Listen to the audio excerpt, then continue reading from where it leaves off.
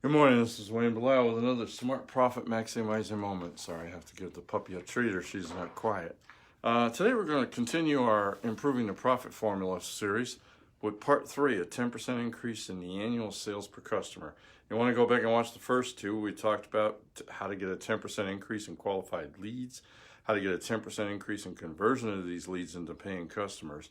And today's the next step. Once you get them in the store, they're a customer, how do we get them to spend more throughout the year? All right, first thing we want to do is use the 80-20 rule so that you can identify your best customers. Set up procedures that emphasize selling more to your best customers. They're usually the customers who like you, trust you, and know the most, so they're more likely to buy from you. Take care of your best customers. Know who they are.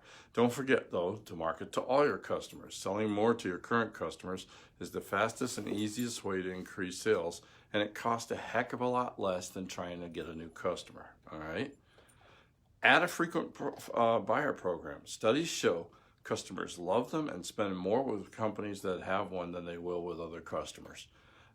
Nowadays with technology, you can get one pretty cheap, or you can just use the old-fashioned punch card one.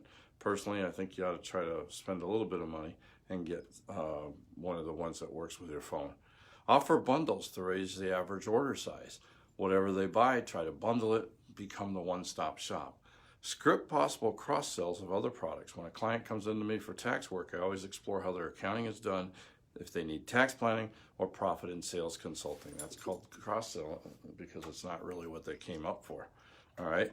Upselling would be like, hey, I'm doing a tax return. Do you want to do tax planning? Do you want to audit protection or something like that? Educate your customers about all your products. Many sales are lost because your customer isn't aware that you also offer that product or service.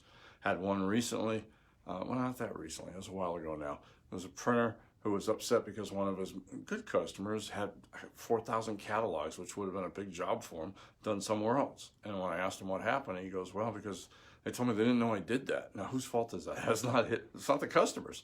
Customers said, oh, I would have used you if I'd known.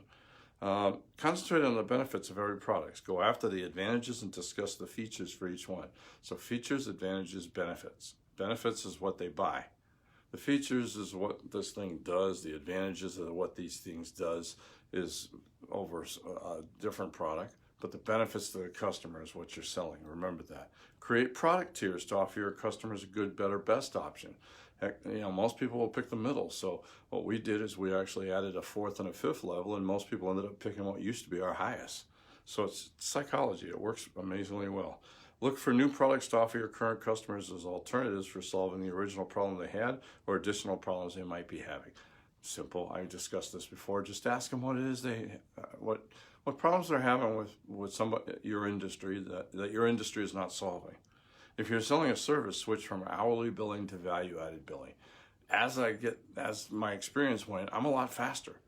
If I were to bill per hour, I'd lose money because I'm much quicker at what I'm doing. And on top of that, you're not buying my hours. You're buying my time, but you're also buying 40 years of experience and knowledge, okay?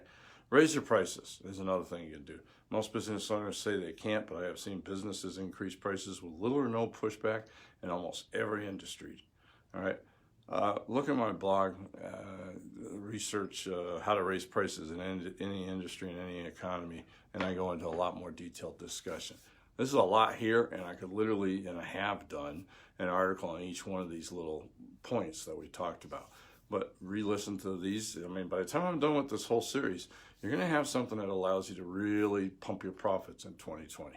Hey, until next time, this is Wayne Blau saying let's make this our most profitable year ever. Thank you very much. And